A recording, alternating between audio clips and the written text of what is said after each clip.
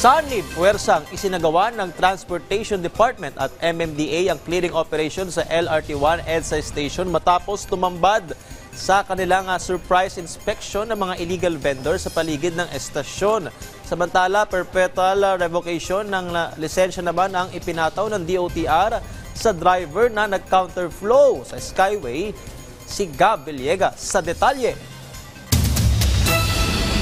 Sorpresang ininspeksyon ni Transportation Secretary Vince Dizon ang LRT1 EDSA Station sa Pasay City. Tumambad sa kanya ang mga illegal vendor na nagtitinda sa footbridge na nag-uugnay sa LRT1 at MRT3. Dahil dito, nagsagawa ang Department of Transportation at Metropolitan Manila Development Authority o MMDA ng clearing operations para maalis ang mga nagpapasikip sa nilalakaran ng mga tao. Sinilip rin ng kalihim ang pila sa ticketing booth ng LRT1 kung saan napag-alaman nito na ang kakulangan sa stored value cards at mano-manong pagpapapirma ng mga senior citizens at persons with disability para makakuha ng diskwento sa pamasahe ang nagpapahaba ng pila sa nasabing istasyon.